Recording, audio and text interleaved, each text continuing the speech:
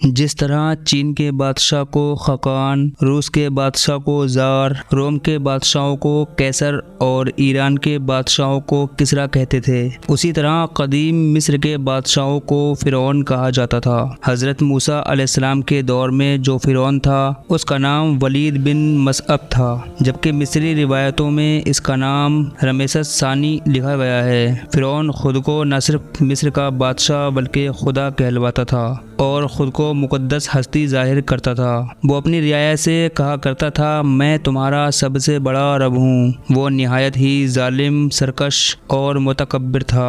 وہ لوگوں کو چھوٹی چھوٹی غلطیوں پر سخت ترین سزائیں دیتا۔ فرعون کی حکومت میں بنی اسرائیل کی حالت بدترین تھی۔ ان سے مصر کے تمام عہدے چھین لیے گئے تھے اور ان پر قبطی لوگ بے انتہا ظلم و ستم ڈھاتے تھے۔ بنی اسرائیل کی تعداد کئی لاکھ ہونے کے باوجود مصر میں ان کی حیثیت صرف غلام کی تھی۔ فرعون نے یہ حکم جاری کیا تھا کہ لوگ اس کے آگے سجدہ کریں گے، اور بنی اسرائیل میں سے جو شخص اسے سجدہ کرنے سے انکار کرتا وہ اسے کھولتے ہوئے تیل میں ڈال دیا کرتا تھا۔ اللہ نے حضرت موسیٰ علیہ السلام کو مبعوث کیا۔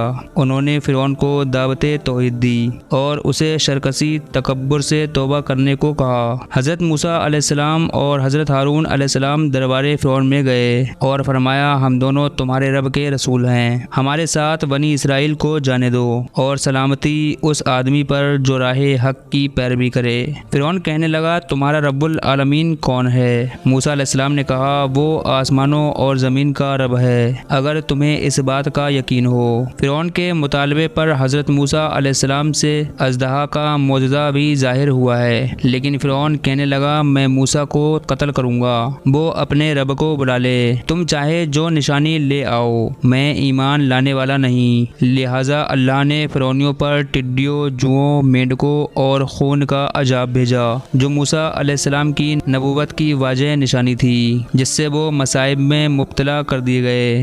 کھلی نشانیوں کے ظاہر ہونے کے باوجود فرعون اپنی انا اور سرکشی پر قائم رہا اور یہ منصوبہ بنایا کہ موسیٰ علیہ السلام اور بنی اسرائیل پر لشکر کشی کر کے انہیں قتل کر دے گا۔ لہٰذا اللہ تبارک و تعالیٰ نے موسیٰ علیہ السلام کو حکم دیا کہ راتوں رات بنی اسرائیل کو لے کر مصر سے فلسطین کے لیے نکل جائیں۔ لہٰذا آپ بنی اسرائیل کو لے کر نکل پڑے۔ ادھر فرعون نے اپنی پوری لشکر کو جمع کیا اور آپ کے تعاقب میں نکل پڑا۔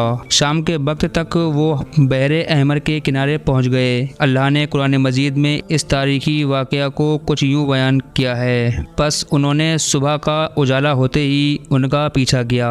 جب دونوں جماعت ایک دوسرے کو نظر آنے لگی تو موسیٰ کے ساتھیوں نے کہا، اب ہم یقیناً پکڑ لیے گئے۔ موسیٰ علیہ السلام نے کہا، ایسا ہرگز نہیں ہوگا، بے شک میرا رب میرے ساتھ ہے، وہ ضرور میری مدد کرے گا۔ تو ہم نے موسیٰ کو وحی کے ذریعے کہا کہ آپ لاٹھی سمندر کے پانی پر ماریے۔ انہوں نے ایسا ہی کیا اور سمندر دو حصوں میں پھٹ گیا اور ہر ایک حصہ بڑے پہاڑ کے مانند ہو گیا۔ ہم دوسروں کو بھی اس کے قریب لے آئے اور موسیٰ اور ان کے تمام ساتھیوں کو ہم نے بچا لیا، پھر دوسروں کو ڈبو دیا۔ یقیناً اس واقعہ میں ایک نشانی ہے، فرعون اور اس کا لشکر پانی میں غرق ہو گئے اور عذاب الہی کا شکار ہوئے، جبکہ اللہ نے موسیٰ اور ان پہ ایمان لانے والوں کو نجات عطا فرمائی۔ دنیا میں آل فرعون کو سمندر میں غرق کر کے سزا دی گئی اور آخرت میں ان کے لیے شدید ترین عذاب ہوگا، جیسا کہ اللہ نے قرآن مجید میں فرمایا، اور فرعونیوں کو برے عذاب نے گھیر لیا۔ وہ لوگ صبح شام نارے جہنم کے سامنے پیش کیے جاتے ہیں، اور جس دن قیامت آئے گی اللہ فرمائے گا، فرعونیوں کو سب سے سخت عذاب میں داخل کرو۔